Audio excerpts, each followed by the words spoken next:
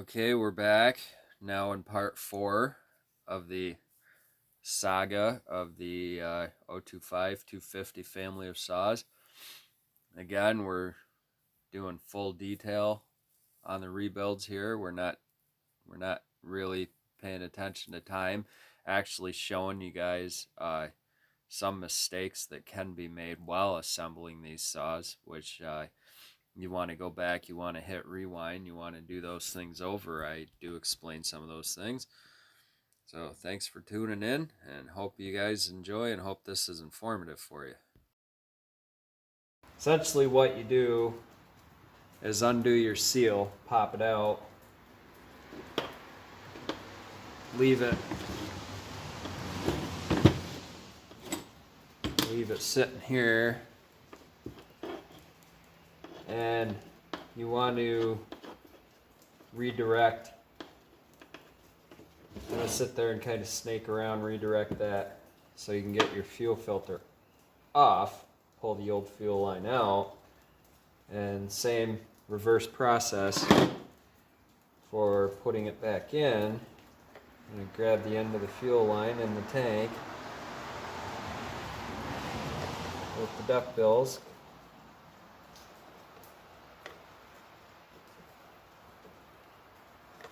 Pull it up. Hold on to it with my fingers.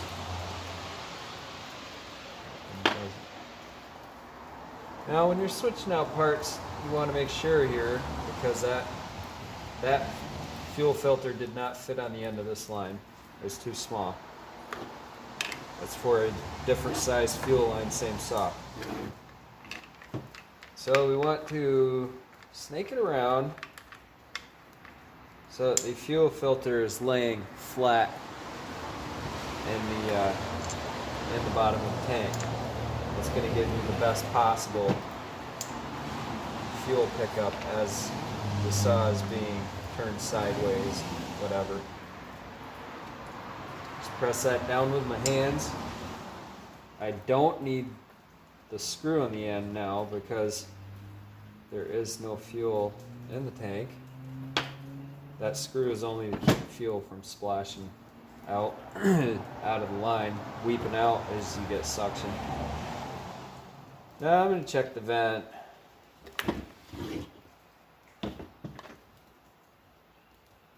That seems okay, but just in my book, I would rather have a tighter vent.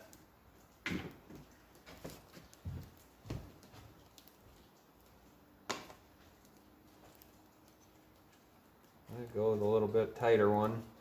Fits tighter. The tighter fit, the better air seal you're getting indefinitely.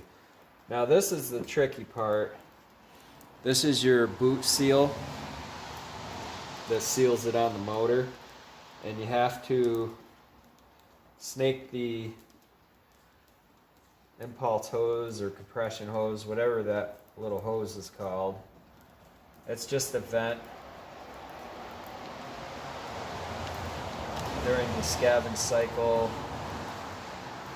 I believe they would like to have that hose there. It's mostly an emissions thing, but all those things, we're not deleting any emissions stuff. It's actually easier to do this when the engine block is off the saw, but I kind of forgot that step.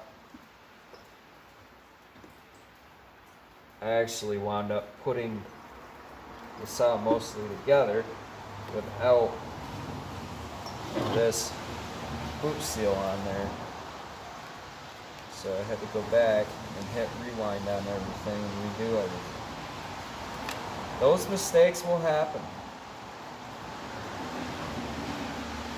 Don't be mad at yourself if you make a mistake like that. Just make sure that you go back and hit rewind and do it over again. Carefully walk that on. You have to do this. This is why I say it's easier to get the boot seal on when the motor's off the saw.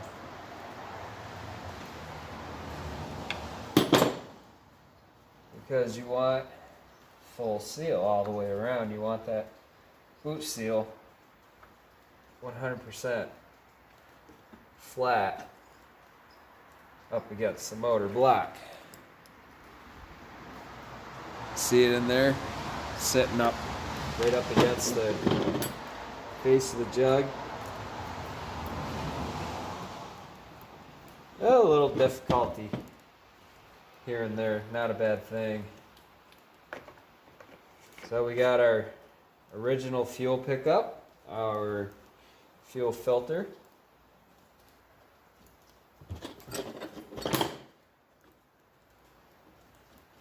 See if I can push this in and get that spark plug wire. Now you want the spark plug wire to go inside of this line. I had to push it in to get it past this bottom part, because your spark plug wire is going to sit like that when the cover's on. We will leave it undone, and the reason I'm doing this all over again is to show you that it's easier to put this on without the muffler on. Push that little grommet. I put my thumb there. Want to get this grommet seated in first before I go trying to do the boot.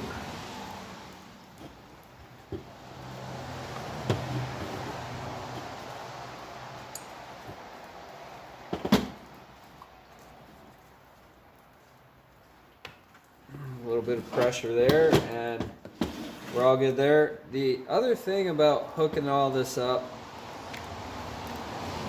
is it's easier too if you don't have your spark plug in. I can do it with the spark plug in, but it's a lot easier. And there too, you could actually have your spark plug wire out here off to the side hanging out if you don't want to have that in your way.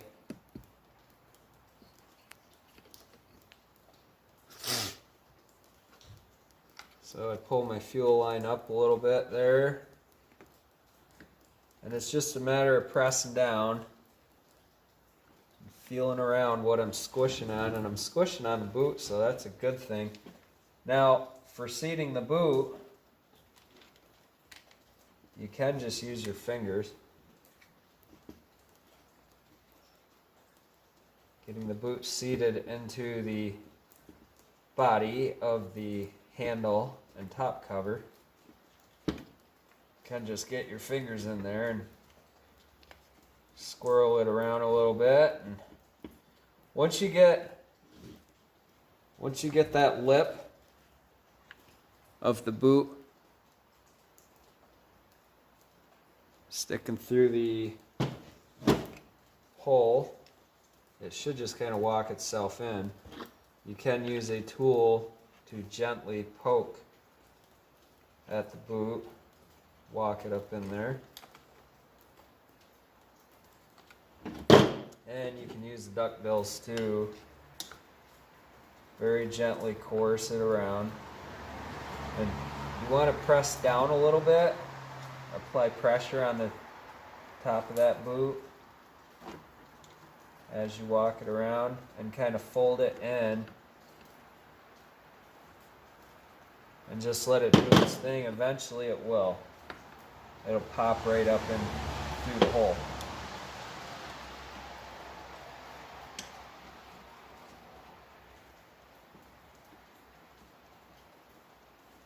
There's a lot of little plastic ridges and stuff that the boot can catch on there on the other side of the cover, so that's why you want to be really tedious and gentle with this process.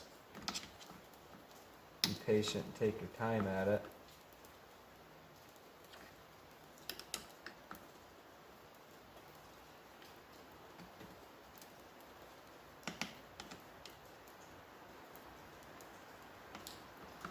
Now, this is where I say it's good to have extra saws, parts, boots. If you tear your boot, then you just get another one and start the process over. There, we pulled it up, got it seated in pretty good. And now I don't worry too much, I just use my fingers to make sure it's going to line up okay.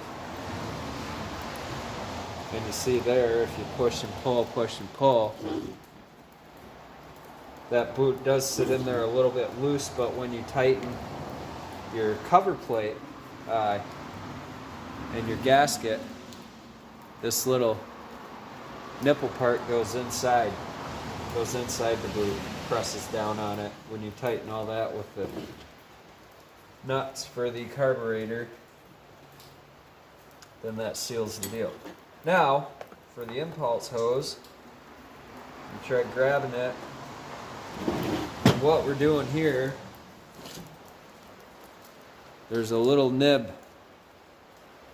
that vent hose, impulse hose has to go on. Probably could leave it off. I've never actually run a saw with it left off.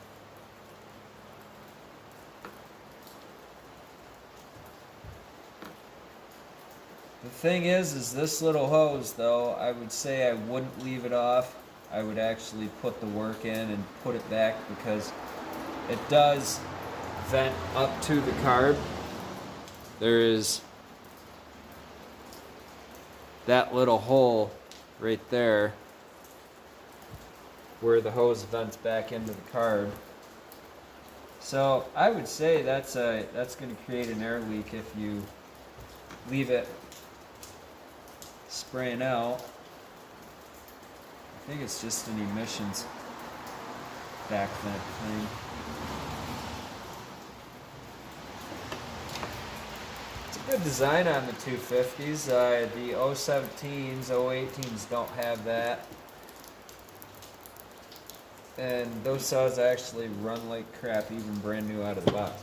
So, I want to get in the daylight here. Make sure that I got that hose all the way up because I'm going to be moving the handle around a little bit. And that step is going to be really difficult to go back and check once the handle's on and everything's tight. So at this point, pop your plug back in, plug wire. We are now going to snake the electro stop switch wires.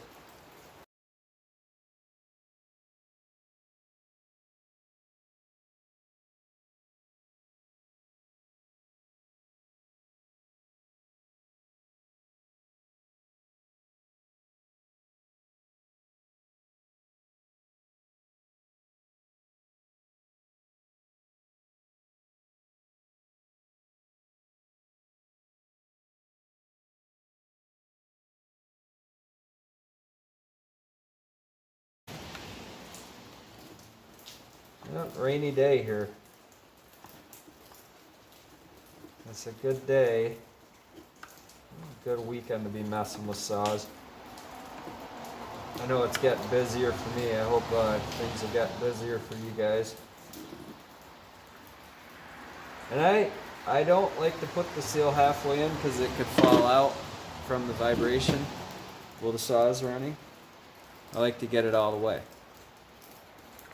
So there's our wires. We will mess with that in a minute. Now we want to put the top handle back on so that everything kind of stops flopping around.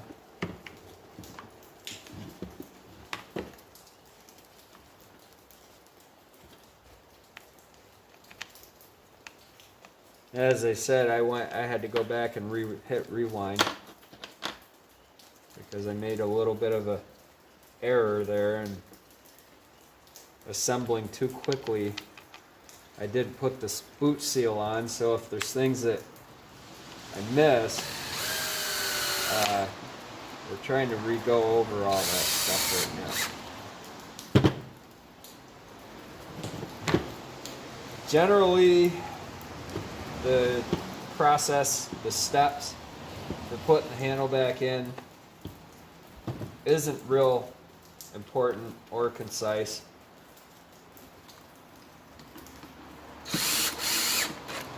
You see, I did the carrier bolts and from orange to black first, and then I go in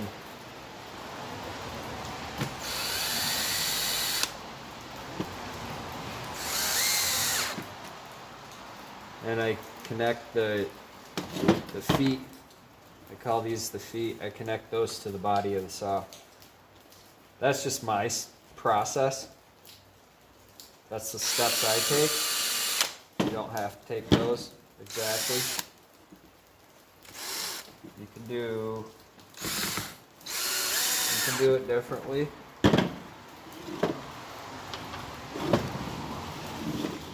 I do it differently sometimes. It's not super important. It is important to just get everything to line up. Don't sit there and reef on it.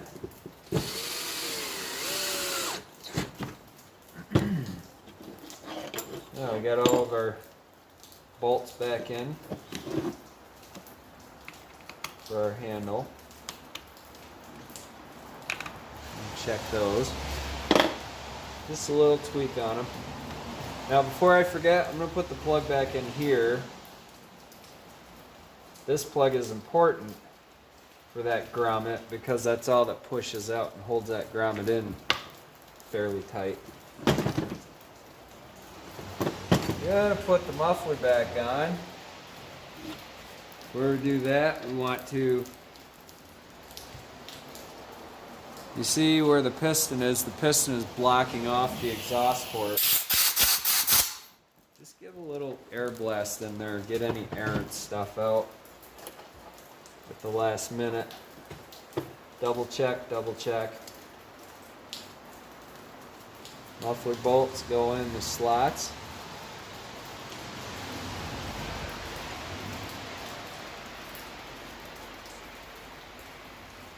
Here isn't going all the way in for some reason.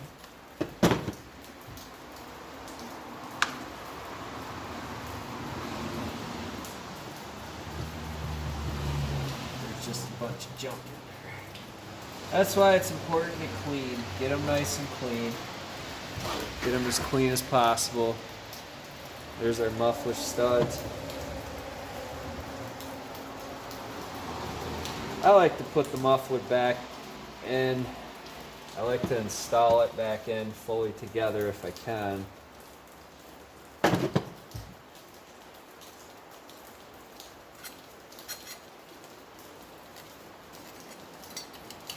That was our plate and our gasket. There's a little bit of a bump on the gasket. You might see there, I don't know if you can see it. That bump goes into the muffler. It's not super important. It just helps with assembly, reassembly. Everything to fit loose. That bump I was talking about on the gasket. You see there's a little ridge on the inside there. You want that facing out toward the muffler. Generally, putting your plate back in, you're going to have imprint. That's the motor side. Big part goes up because that's for heat dissipation. It won't fit the other way, so pretty self-explanatory. There we put the ridges facing out. Alright, so I eventually got that gasket back on. The studs are kind of sitting funny. That's just where you want to be careful.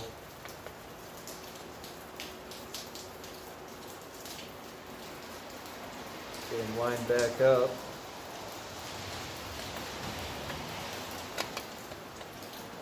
Very easily and gently push it down. It's all going to line up eventually on its own.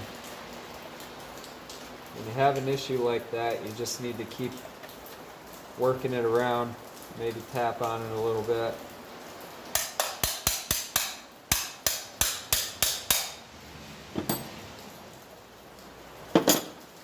Why it's not going down, I couldn't tell you.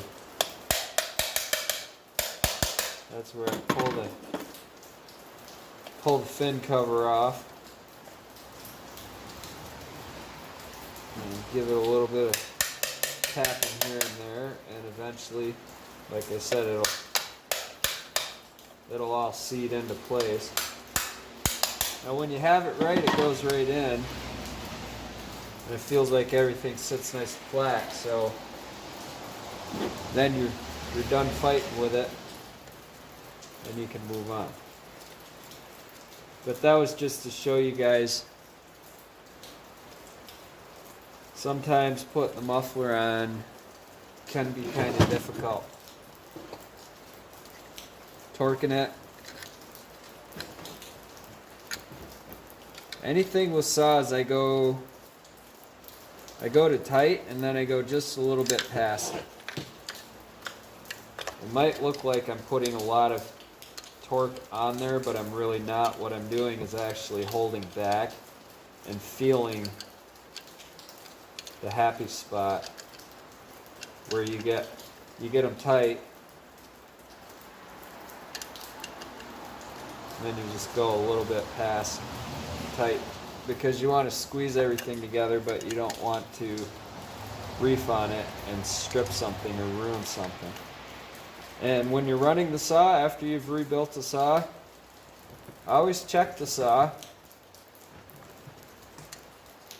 after each time you run it.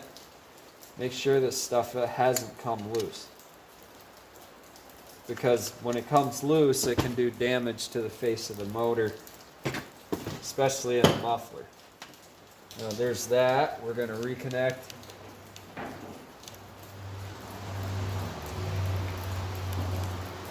Reconnect our electric cutoff.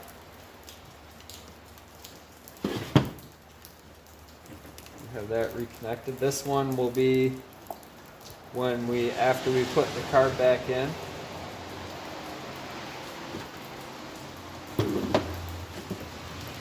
So the carb plate, the kick plate, that little nib goes in, and that little hole right there goes on the bottom. It all lines up if you look at the carb. If you have any questions, just look at the carb and how it orients into the saw.